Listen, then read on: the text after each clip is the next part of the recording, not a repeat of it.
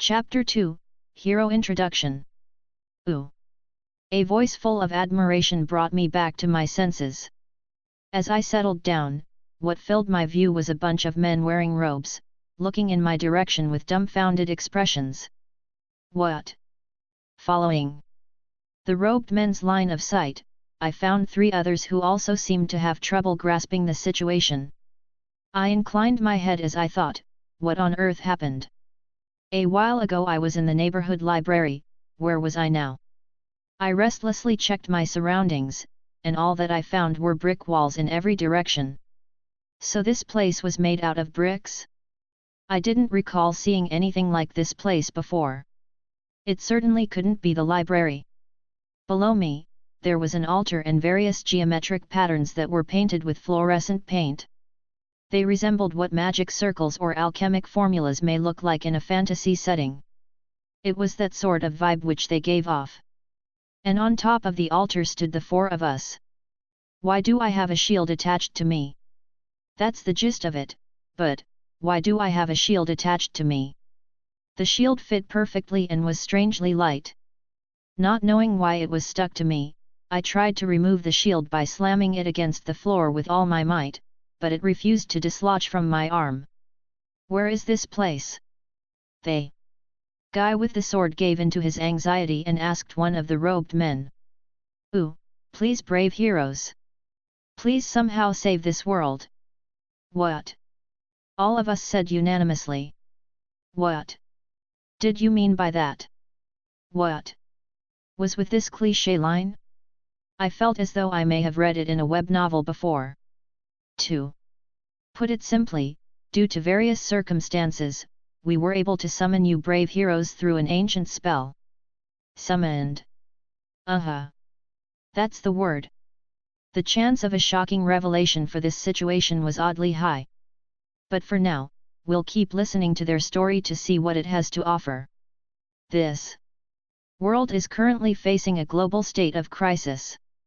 Brave ones, please lend us your might. The robed man bowed deeply to us while saying so. Well, this is a bit sudden, what a pain. Is that so? Can I just go back to my old world? I already heard this kind of story before. While I was engrossed with their story, the other 3 interrupted me midway. Wait, did they just immediately give an answer to this desperate guy who's bowing so low as if giving the ground a mooch? They jumped the gun after only hearing the intro of this story. The other 3 were all glaring intensely at me now while I was pondering in silence. I gave them a half smile. The tension in the room was rising to a delicate level as time passed. Aren't you jerks actually happy? Well, isn't this a cherished, world-leaping dream come true here? Your attitudes are pretty cliché, hey? But dudes, this is the part where you need to hear them out. Aren't you people guilty over summoning us without our consent? The guy with the sword, who looked like a high school student, pointed his sword at the robed men. For instance, we won't just fight for world peace and then return to our old world empty-handed, right? The guy with the bow scowled at the robed men's direction. You guys don't seem to take much consideration into our own plans, do you? Depending on what you have to offer, we might end up becoming this world's enemy instead, got it? So that's what was up. They were demanding tribute after confirming their social standings. These guys are quite macho. I felt like I've lost in a very meaningful department. Well, first, I'd like you all to have an audience with the king. We can discuss your reward then. The representative of the robed men opened the heavy-looking door to guide us through. Guess it can't be helped. Right. Day, the guy will be meeting changes, but I bet the story's still the same. The macho bunch arrived at their own conclusions before following. I hastily trailed behind them. We left the dark room and passed through a corridor made out of stone. I wonder why? Was it due to my limited vocabulary that the atmosphere here could only be described as delicious? Our breaths were taken away as we took a peek at the scene outside of the window. Spanning off into the horizon, a town much like one from medieval Europe could be seen. All too mesmerized by the townscape laid before us, we walked down the corridor and reached the audience chamber in no time flat. Ho, are these fellows the ancient heroes? On the throne in the audience chamber sat a prideful grandpa who began evaluating us when we arrived. For some reason, I didn't get a good impression of him. I personally do not fancy the act of licking other person's boots. I am the king of this country, Alt Cray. The 32nd ruler of Melromark. Brave ones, please raise your heads. I wasn't even looking down. Damn, I felt like punching this bastard, but I'll refrain from doing so for now. He speaks as if he was superior, but I guess it couldn't be helped since he was a king and all. Now then, let me explain our situation. This country, and moreover, this whole world is facing its demise. To summarize the king's story. Currently, there is a prophecy predicting the world's end. This world will be assaulted by waves of calamity which will one day turn everything to ruin. To save the world, these waves must be repelled before they can be dispersed. This era marks the prophesied year. There exists a giant, ancient hourglass which continues to drip down ceaselessly. It has the ability to forecast when the waves will arrive, and it began its warning a month ago. According to the legends, each wave will come in roughly 1 month intervals. Initially, the residents of this country were not too concerned over the prophecy. However, as prophesied, when the hourglass had completed its first turn, a wave of disaster occurred. A dimension crack appeared in this country, Melromark, where hideous and brutal demons crept out in large quantities. Other adventurers and knights barely managed to repel them. However, the next incoming wave would be even more powerful. It seemed like the worst-case scenario was about to occur. At this rate, the disaster won't be repelled. That was the basic outline of their situation. By the way, it looked like our legendary armaments had the ability to translate languages for us. I understand your dilemma. But who gave you the right to summon us into doing manual labor for free? That is one hell of a convenient story. Even if that is the case, and this isn't me being selfish or anything, but if this world is going into ruin, then let it be destroyed. This matter doesn't even concern us. The person in front of me laughed loudly. Aren't you also secretly jumping for joy inside that heart of yours, dude? Well, I guess I'll take advantage of this situation too. Certainly, we have no obligation to help you. In the end, it'll just be fruitless labor for us. And once peace comes, you guys will just go sayonara as if nothing happened. So to prevent such a sad outcome from occurring, I'd like to hear some form of insurance from you. Surely you have something to present us, right? Famu. The king sent his vassal a glance. Of course, we planned on rewarding the brave ones fully for their efforts. Including me. The heroes made a guts pose with a clenched fist. Jackpot. First phase of negotiations complete.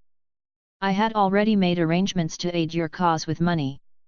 And surely, since the brave heroes will be protecting our world, I have already prepared a fitting place for you brave ones to rest. Those are all well and good promises then. Don't think that we can be tamed with only this much though. You'll have to continue giving your cooperation if you don't want us to turn rogue. That's right. Righto. What was wrong with these guys? Always looking down on people. The immediate threat right now was us becoming the kingdom's enemy. Well, we need to stay on top of things or else all our efforts will be in vain, with nothing but empty pockets to show for it. Well then, heroes. Let us hear each of your names. Hold on a section. Wasn't this just like the book, the 4 Heavenly Weapons Manual, that I read a while ago? We have the sword, spear, bow, and shield. Coincidentally, we were also called heroes. So doesn't that mean we got sucked inside the book's world? The sword hero stepped forward and began his self-introduction. My name is Ameki Ren. Age 16, a high schooler. Hero of the sword, Amakiren. First impressions, a Bishounen high school student would best describe him. He seemed to have taken great care of his facial features. Although he was a bit short, only about 165 centimeters. If this guy cross-dressed, no one would ever doubt that he was a girl. A perfect trap. His short-cut hair was a light brown color. Long, slated eyes and white skin, he somehow gave off a cool vibe. He looked like a slender swordsman. Okay, next up will be yours truly. My name's Kitamura Motoyasu. 21 this year, a university student. Hero. Of the spear, Kitamura Motoyasu. First impressions, he looked like the carefree type yet gave off the vibe of a real man. I've lost. His face was too refined even for a handsome guy. At least one or two girlfriends, that was his image as an experienced playboy. He was sporting a ponytail, a hairstyle that didn't match a male, yet somehow it didn't look out of place for him. He had a caring older brother kind of feel. It's my turn next. My name is Kawasumi Itsuki. 17 right now, another high school student. Hero. Of the bow, Kawasumi Itsuki. First impressions, a timid boy who enjoyed piano lessons. He seemed to lead a fleeting life yet also possessed a reliable, tenacious strength. His aura was quite vague and mysterious. A few curly hair strands made him look like he had a wavy perm hairstyle. He gave off the feeling of a docile younger brother. Everyone looked Japanese. It was quite surprising with the whole foreign setting. Whoops, it was my turn already. And lastly, I'm Iwatani Naofumi. Age 20, university student. They. King casually looked past me. A weird feeling shot through my spine. Famu. Ren, Motoyasu, and Itsuki, hey. My liege, you forgot about me. Oh sorry, Naofumi Dono. Seriously, this old man had some short-term memory issues. That was just. Somehow, I was feeling out of place here, please don't forget about me at least. Now. Then, everyone please confirm your own status. As a matter of fact, I would like you all to visually check for yourselves. Just what is this status? Edo, how do I go about seeing this? Itsuki timidly asked for the king's guidance. Well you don't just go around throwing the word status without a proper explanation. The hell, man? You guys didn't even notice that much after coming to this world. Ren was utterly shocked by his colleague's ignorance. How should I know? It was like, what exactly was there for me to notice, your face? Well whatever, do you see that icon in the corner of your vision? When he said that, I noticed a weird, dim icon along the edge of my vision. Focus your mind on it and you'll see. Pycon. And as it lit up silently, a browser with bigger icons similar to a PC's popped into my view. Iwatani Naofumi. Occupation, Hero of the Shield Level 1 Equipment, Small Shield, Legendary Armament, Parallel Worlds Clothes Skill, None Magic, None. There was a bunch of other data but let's omit that part. So this was the status. But what the hell was this? It was strangely like a game. Level 1 Hui, this doesn't look very reassuring. Right, I don't even know if it's possible to fight like this. That's exactly what I meant. Tools like these don't exist in the Brave One's world? This status magic can be used by everyone in this world, helping to improve ourselves. Is that so? Your real body's prowess was represented by numerical values and could be naturally raised through these numbers. This was quite surprising. So. Then, what should we do now? Our current values seem rather troubling. Famu. From now on, you brave heroes will need to venture forth so that you may hone and strengthen both yourselves as well as your legendary armaments. Strengthen? Does that mean that our starting equipment isn't strong enough? Yes, the legendary weapon of each summoned hero has their own special method of enchantment. By doing so they can become very powerful. Legend this, legend that. It's fine not to change weapons as long as it can function properly as a weapon, no. Motoyasu whirled his spear around while commenting. That was indeed correct. But mine was a shield. It wasn't even a weapon and was something that needed to be upgraded regularly. That doesn't matter right now, so we can leave it for later.